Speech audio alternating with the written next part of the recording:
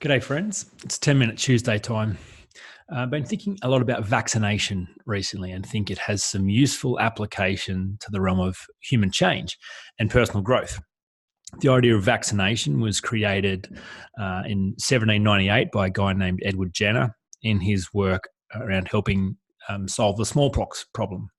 So the discovery was that if a small part of the disease or something similar was given to a patient, then the body would develop natural antibodies and natural resistance to that, which would in fact prevent the full condition from occurring again.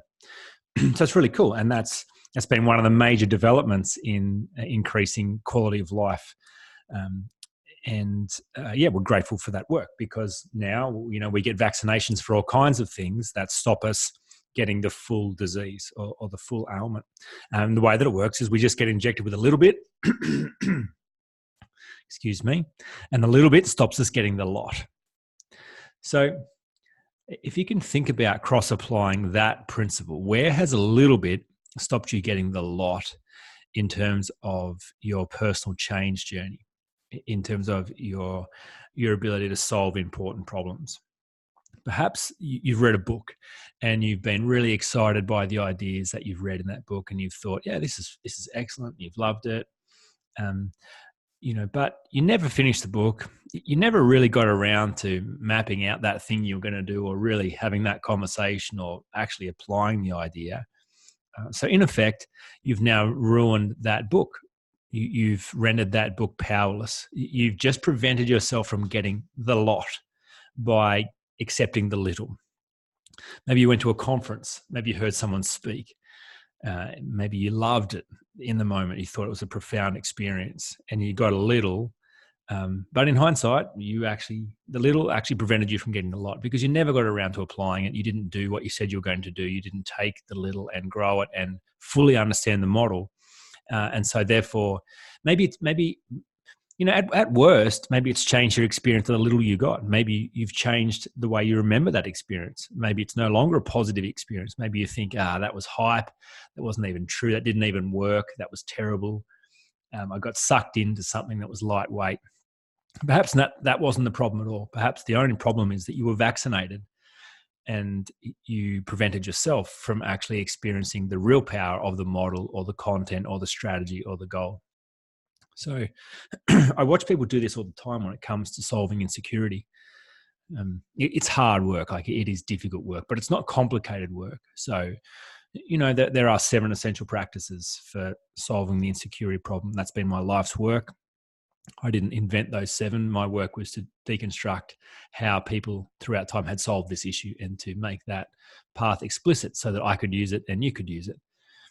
And so it actually only works if you fully apply it. And that's hard.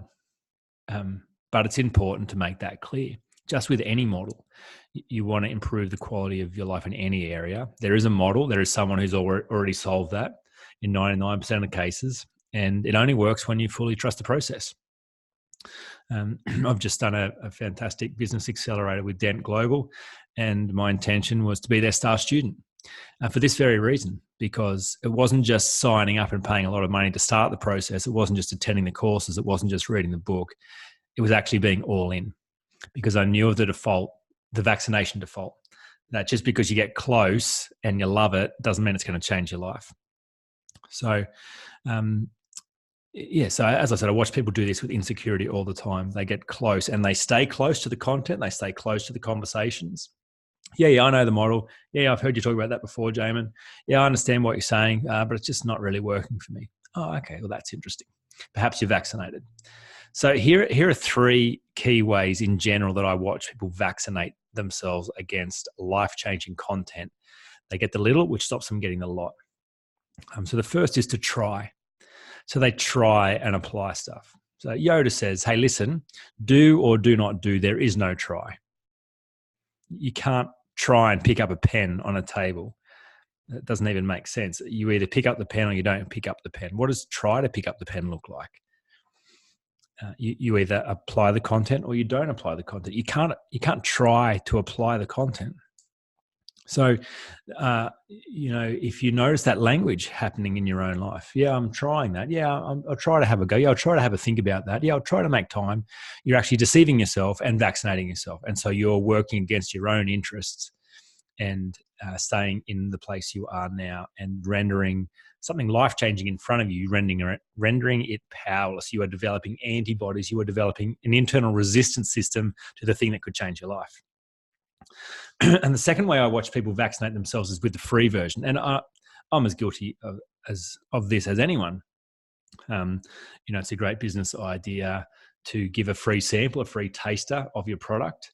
But the intention, like, no one makes, businesses aren't sustainable based on giving away stuff. Like, there's products to be sold. So obviously the intent is for people to get a taste and then want the full thing. Yet I know myself, if I stay with the free version, I eventually get frustrated with the free version. And if I've played with it for too long and get frustrated, I don't end up upgrading. And the interesting thing is, the free version has ruined my experience because I think I understand what the product can do, but I don't. I couldn't possibly understand what the product has done because I've never valued it. I haven't bought in. I haven't seen the bonus features. I've just tried the free version. So again, it's why I don't do coaching for free anymore. I used to think, I could, if I really cared about people, I'd coach them for free. Turns out that's not true. It turns out you only get value you pay for, and if you can't value it, you can't have it. So if you're going to actually apply something and find its usefulness to you, it has to cost you something. You have to buy in, because that act of buying in positions you to go, well, I have to make this work now. It just changes your whole state and your ability to receive. The third thing, this great quote, and I really don't like quoting great ideas without referencing the source, but I'm going to do it now. I'll try and find the reference and put it in the show notes. But the quote is, "To know and not do is not to know." So interesting to reflect on that. I watch myself and others do that. You go, yeah, I know that. Yeah, I understand that. But the learning is in the doing. You don't fully know something until you've done it, until you've applied it, because that's the nuance. That's the real understanding. Then you actually know it. So you deceive yourself when you say you know something and you haven't never applied it. You've never plumbed the depths of acting on that. So to try to run the free version, or to know and not do.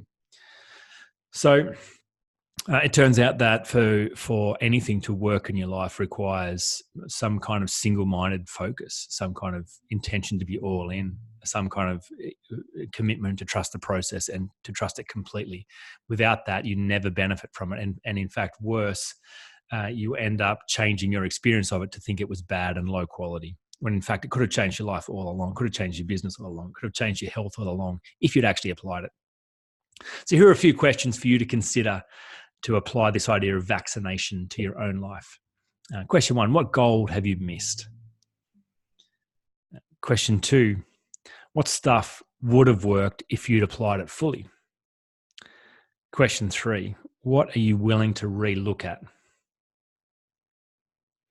So just some interesting ways to go. It's likely that we have all vaccinated ourselves against some stuff that would have worked, that could really have already transformed our life. And so to step back and know that that's true, and to realize that every passing day is another chance to turn it all around. We can undo that process and go back to the gold, back to the application of the process, and find a way to make it work and to be all in. So I hope that's useful. I hope that that's challenged you and given you access into some stuff that perhaps is an unutilized resource in your world, be it a book that you've read, a conference you've been to, a course that you've heard, a model you've followed, and give you a chance to relook at that so you can get the goal. Talk to you again next week.